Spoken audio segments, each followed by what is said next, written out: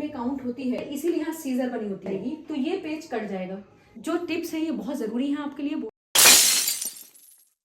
So friends, आज हम बात करते हैं कुछ रूल्स की। रूल्स जो आपको फॉलो करने हैं एग्जाम रूम में बैठने के बाद, एग्जाम शुरू करने से पहले। एग्जाम शुरू होने से पहले कुछ चीजें जो जरूरी हैं, जब इन्विजिलेटर आपको क्वेश्चन पेपर और आंसर शीट प्रोवाइड कराए उस वक्त, जब आपको पहले आंसर शीट मिली, आंसर शीट जब आपको मिलेगी तो उस वक्त आपको सबसे पहला काम करना है, check the seal of the answer sheet. आपको सील चेक करनी है। सील क्यों चेक करनी है? आपने यूजुअली देखा होगा जब आप किसी रेलवे स्टेशन वगैरह पे जाते हैं ना, और आप कोई पानी की बोतल लेते हैं, तो आपने अगर उसकी सील चेक नहीं करी और ऐसे ही पानी पी लिया, तो इसका मतलब आपने गलत पानी यूज किया है, गलत बॉटल यूज की है। वो बॉटल किसी की झूठी हो सकती है, वो पानी गंदा हो सकता है, वो पानी आरओ का कहीं से भर के लाया गया है, क्योंकि वो सील पैक बॉटल नहीं थी, वो पहले से यूज थी। किसी ने स्टेशन पे पीकर और बॉटल को फेंक दिया, शॉपकीपर ने उस बॉटल को लिया, उसमें आरओ का पानी भरा और उसे यूज कर दिया।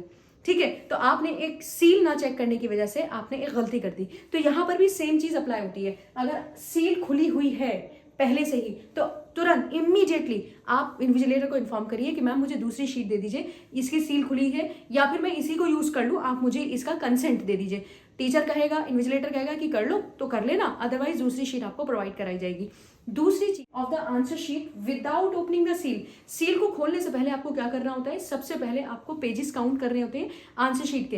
पेजेस क्यों काउंट करने होते हैं? कई बार ऐसा होता है आंसर शीट का कोई एक आध पेज फटा हुआ है, सपोज आधा पेज फटा हुआ है, किसी कॉर्नर से फटा हुआ है, इतना पेज फटा हुआ है, या पूरा ही पेज फटा हुआ है।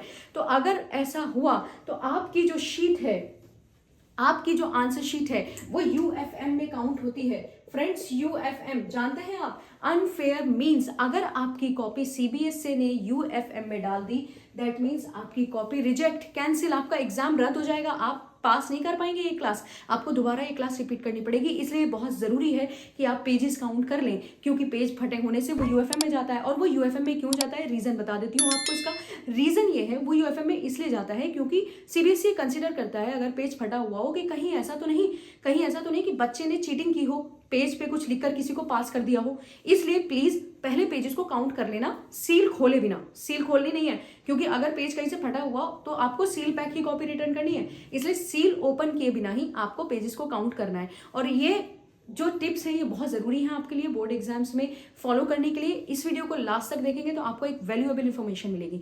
Number 3, carefully fill the title page. एक जो कॉपी होती है, कॉपी का जो टाइटल पेज होता है, उसे बहुत ध्यान से फिल करिएगा। क्योंकि उस टाइटल पेज पे 2 पोर्शन होते हैं। एक पोर्शन ये वाला होता है, बीच में एक सीजर बनी होती है, is it clear? I think ठीक है, एक सीजर बनी होती है और इसमें होता है नेम ऑफ द कैंडिडेट, और इधर होता है रोल नंबर वाला पेज। ये सारा बबल्स वाला पेज होता है जिसमें आपको बबल्स फिल करने होते हैं अपने नेम्स के आगे। ठीक है, तो सबसे पहले तो ये ध्यान रखिए कि ये वाला जो पेज है ये बहुत इंपॉर्टेंट है। ये इंपॉर्टेंट इसलिए है क्योंकि इस पे आपकी पर्सनल इंफॉर्मेशन है। Personal information, are you getting my point? Personal information means आपका नेम, आपका फादर नेम, आपके सिग्नेचर, हर चीज इस वाले पेज पर है, बबल्स वाले पेज पर। और इसीलिए सीबीएसई ये करता है, इसे कॉन्फिडेंशियल रखता है। Confidential in the sense, invigilators के सामने तो ये है, लेकिन जब ये सीबीएसई से कॉपी चेक होने के लिए उस टाइम इस वाले पेज को निकाल दिया जाता है, इसीलिए यहाँ सीजर बनी होती है। ये इंडिकेट करने के लिए ये शीट निकल जाएगी। और ये शीट इसलिए निकाली जाती है ताकि कोई टीचर अपने बच्चे का फेवर ना कर सके। कभी वो ये पेज देखे और इवेल्युएट जब कॉपी चेक करे तो वो सोचे कि यार ये नेहा तो मेरी बच्ची थी, इसको अच्छे मार्क्स दे दूं। इसलिए सीबीएसई सिक्योरिटी रीजंस के लिए इसको निकाल देता है, और ये कंप्यूटर बेस्ड होता है, ये कंप्यूटराइज चेक होता है। इसलिए प्लीज इसको बहुत ध्यान से फिल करना है। मैंने यहाँ लिखा है, ध्यान से देखिएगा, NAHA, नेहा, और आगे खान है, यानी कि नेम और सरनेम या फर्स्ट नेम सेकंड नेम के बीच में एक ब्लॉक छोड़ा है। अगर आप ये ब्लॉक नहीं छोड़ेंगे और बीच में आप एक और ब्लॉक गलती से आपने फिल कर दिया तो बेकार में आपको प्रॉब्लम होगा। इस चीज को बहुत ध्यान रखिएगा, आप बहुत ध्यान से फिल करिए। आप क्या करेंगे, आप एक स्केल रखेंगे, यहाँ पर एक स्केल रखेंगे, स्केल की मदद से आप इसे फिल करें।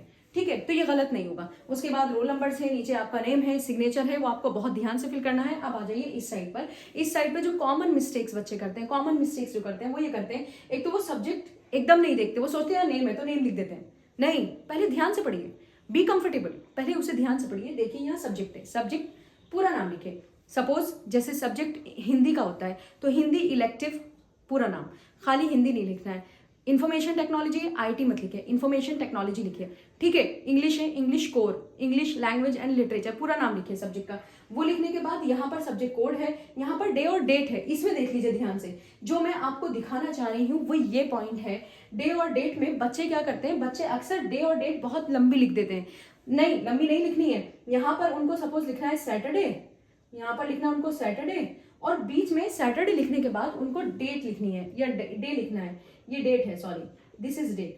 उसको उसके बाद उन्हें डेट लिखनी है। डेट क्या है, आज 25 है, तो 25, ठीक है। यहाँ पर आपको मंथ नेम नहीं लिखना है, आपको सिंपल 1 बना देना है, नंबर बना देना है, और 25 पूरा डेट आ जाएगा। कई बार बच्चे क्या करते हैं, बच्चे जो है यहाँ पर 1 लिखने के बजाय पूरा लिखेंगे, जनवरी, फिर 2000। वो क्या होता है, वो ये देखो, ये पूरा हिस्सा गया।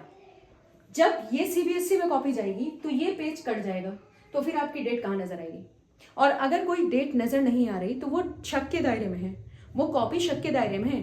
पास हो सकती है, बिल्कुल हो सकती है, लेकिन आप गलती करें ही क्यों। बोर्ड एग्जाम है, कोई मजाक तो है नहीं। इन चीज़ों का आपको खास ख्याल रखना है। बहुत सारी चीज़ें हैं ऐसी जो आपको बतानी है, समझानी है। अगर आप चाहते हैं तो प्लीज़ फॉलो करते रहिए, और ये वीडियोस प्लीज़ अपने 3 स्टूडेंट्स को हेल्प करने की गरज से, हेल्प करने के लिए शेयर कर दीजिए ताकि उनका भी भला हो। Thank you.